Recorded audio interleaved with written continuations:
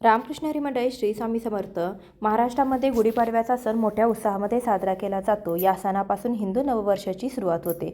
हिंदू पंचांगानुसार चैत्र शुद्ध प्रतिपदेला म्हणजेच वसंत ऋतूच्या पहिल्याच दिवशी गुढीपाडव्याचा सण हा साजरा केला जातो.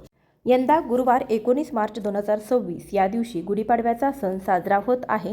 गुढीपाडव्याचा दिवस हा 3.5 मुहूर्तांपैकी एक असल्यामुळे या दिवसाकडे अतिशय शुभ दिवस म्हणून पाहिलं जातं. या दिवशी शुभ मुहूर्तावरती सोने खरेदीला विशेष असं महत्त्व असतं. मराठमोळी माणसं या दिवशी घराबाहेर समृद्धीचे प्रतीक असलेली गुढी ही उभारत असतात. यावेळी खास पारंपरिक पोशाखामध्ये पूजा अर्चा देखील करत गुढी उभारली जाते. असा विश्वास आहे की गुढी उभारल्याने वाईट आत्म्यांना दूर ठेवता येतं आणि तुमच्या जीवनामध्ये नशीब आणि समृद्धी येत असते.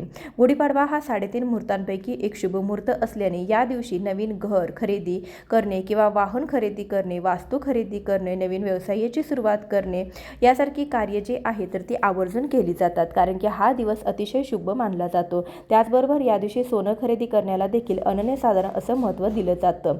पण ज्यांना सोने खरेदी करणं शक्य नसेल त्यांनी या शुभ मुहूर्तावर गुढीपाडव्याच्या दिवशीच म्हणजे गुरुवारी आलेल्या 19 मार्च दिवशी आपण गुढीपाडव्याच्या दिवशी सोन्याहूनही मौल्यवान अशी एक वस्तू जी आहे तर ती खरेदी करून आणायची आहे. ही वस्तू तुम्ही घरात खरेदी करून आणल्याने तुमच्या घरामध्ये पैशाचा ओघ हा वाढेल, आर्थिक समस्या संपूर्णपणे नष्ट होतील, देवी लक्ष्मी जी आहे तर ती घरामध्ये स्थिर स्वरूपामध्ये वास्तव्य करेल. तर ही वस्तू कोणती आहे, ती वस्तू नेमकी तुम्हाला कुठे ठेवायची आहे, त्या वस्तूवरती तुम्हाला कोणती सेवा करायची आहे याविषयीची संपूर्ण माहिती जाणून घ्यायची असेल तर व्हिडिओ स्किप न करता शेवटपर्यंत आवर्जून पहा. चॅनलवरती नवीन असाल तर नक्की सबस्क्राईब करा आणि असेच माहितीपूर्ण व्हिडिओज पाहण्यासाठी बेल आयकॉनलाही क्लिक करा. त्यामुळे जेव्हाही मी नवीन व्हिडिओज अपलोड करेन तर त्याचं नोटिफिकेशन सर्वात आधी तुम्हाला मिळेल आणि तुम्ही एक पण व्हिडिओ हा मिस करणार नाही. चैत्र महिन्यातील प्रतिपदा तिथीला गुढीपाडव्याचा सण हा साजरा केला जातो. यावर्षी गुढीपाडवा हा गुरुवार दिनांक 19 मार्च 2026 रोजी साजरा केला जाईल. हिंदू पंचांगानुसार चैत्र शुक्ल पक्षाची प्रतिपदा तिथी 19 मार्च 2026 रोजी सकाळी 6:52 सुरू होत असून ती दुसऱ्या दिवशी 20 मार्च रोजी पहाटे 4:52 संपणार आहे. त्यामुळे उदय तिथीनुसार 19 मार्च हा दिवस गुढी उभारण्यासाठी निश्चित करण्यात आला आहे. या दिवशी सकाळी 6:26 सूर्योदय होईल तर दुपारी 12:04 पासून ते 12:53 अभिजित मुहूर्त राहणार आहे. पूजेसाठी अत्यंत शुभ मुहूर्त मानला जाणार आहे. तसेच ब्रह्ममुहूर्त पहाटे 4:51 ते 5:38 या वेळेमध्ये असणार आहे. गुढीपाडवा का साजरा केला जातो याबाबत अनेक पौराणिक कथा सांगितल्या गेल्या आहेत. हिंदू धर्मातील पौराणिक कथेनुसार ब्रह्मदेवाने याच दिवशी सृष्टीची निर्मिती केल्याचा समज आहे. त्यामुळे हा सण नवीन वर्षाची सुरुवात म्हणून देखील साजरा केला जातो. हिंदू पंचांगानुसार हा दिवस अत्यंत शुभ मानला जातो. अजून एका पौराणिक कथेनुसार प्रभू श्रीरामाने रावणावरती पराभव करून विजय मिळवला आणि अयोध्येमध्ये परतले. त्यांचा या विजयानंतर त्यांचे स्वागत करण्यासाठी गुढी उभारली जाते अशी देखील एक समजूत आहे. या दिवशी आपल्या घरामध्ये असलेली दरिद्रता, गरिबी घालवण्यासाठी हा काळ अतिशय शुभ मानला जातो. तर आता गुढीपाडव्याच्या दिवशी हा उपाय करण्यासाठी तुम्हाला पहाटे लवकर उठायचं आहे. उठल्यानंतर तुमच्या घरचं अंगण वगैरे तुम्हाला स्वच्छ करून घ्यायचं आहे, घराची स्वच्छता करून घ्यायची आहे. त्यानंतर स्नान वगैरे आपल्याला करायचं आहे. सगळ्यात आधी देवपूजा करायची आहे. देवपूजा केल्यानंतर तुम्हाला 8च्या आत गुढी उभारायची आहे. बघा, घरातील गुढी जी आहे तर ती पारंपरिक पद्धतीने बांबूद्वारे तयार केली जाते. त्यावरती चांदे, तांबी किंवा पितळेचा तांब्या उलटा ठेवला जातो आणि त्यावरती स्वस्तिक तयार करून केशरी रंगाच्या कपड्यांनी तसेच लिंब आणि आंब्याच्या पाण्याने आणि फुलांनी सजवली जाते. त्यानंतर घराच्या बाहेर उंचावर ही गुढी जी आहे तर ती लावली जाते. गुढी लावल्यानंतर त्याची पूजा केली जाते. घराबाहेर उंचावरती गुढी उभारली जाते. गुढीवरती उलटा करून ठेवलेला तांब्याचा कलश असेल किंवा चांदीचा किंवा पितळेचा कलश असेल, त्या कलशावरती ज्यावेळी सूर्याची कोवळी किरणे पडतात तर ही कोवळी किरणे जी आहे तर ती परावर्तित होऊन आपल्या घरामध्ये येतात. त्यामुळे आपल्या घरामध्ये सकारात्मक ऊर्जा संचारते. आता हा जो उपाय आहे तर तो आपल्याला गुढीपाडव्याच्या दिवशी करायचा असतो. तो सकाळी 10च्या आतच तुम्हाला करायचा आहे. अगदी ब्रह्ममुहूर्तावर ब्रह्ममुहूर्तावरती सुद्धा तुम्ही हा उपाय जो आहे तर तो करू शकता।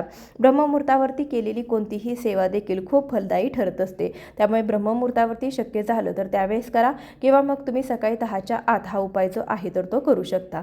सकाळच्या वेळेस आपण ज्यावेळेस आपल्या घरासमोर गुढी उभारतो त्यावरती सूर्याची कोवळी किरणे पडतात, तर ती कोवळी किरणे त्यावरती ठेवलेला जो कलश असतो तर त्यामध्ये ती सगळी ऊर्जा सामावली जाते। ज्यावेळेस सूर्यास्तानंतर ती गुढी आपल्या घरामध्ये आपण आणतो तीच ऊर्जा आपल्या घरामध्ये येत असते, म्हणूनच आपल्याला हा जो उपाय आहे तर तो सकाळी 10च्या आतच करायचा आहे।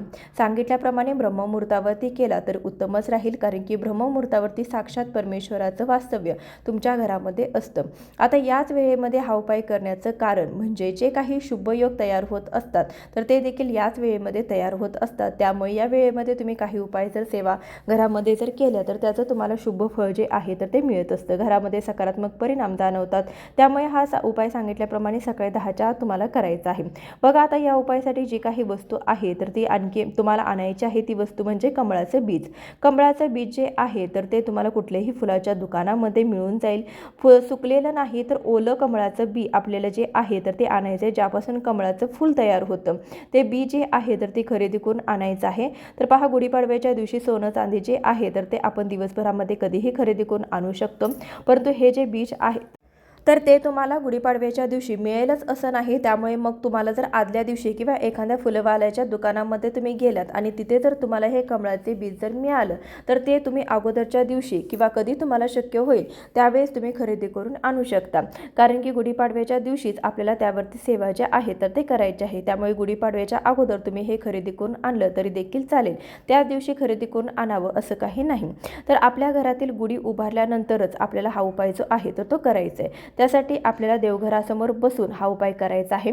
सकाळीच आपल्याला देवपूजा आपण केलेली असणार, त्यामुळे देवघरातील दिवा प्रज्वलित असणार, पण आपल्याला एक धूप अगरबत्ती देखील लावून घ्यायची आहे। कोणतीही सेवा ही अग्नीच्या साक्षीने आपण करत असतो। आता हा दिवा जो आहे तर तो आपण प्रज्वलित केलेला आहे, दिवसभर सुरूच राहील याची काळजी आपल्याला घ्यायची आहे, कारण की अखंड लक्ष्मी प्राप्तीसाठी सेवा करतोय। त्यामुळे ही जी वस्तू आहे तर ती आपण कमळाचं बीज आणलेलं आहे तर ते दिवसभर देवघरामध्ये आपण ठेवणार आहोत। त्यासाठी देवघरातील दिवा जो आहे तर तो अखंड सुरू असायलाच हवा।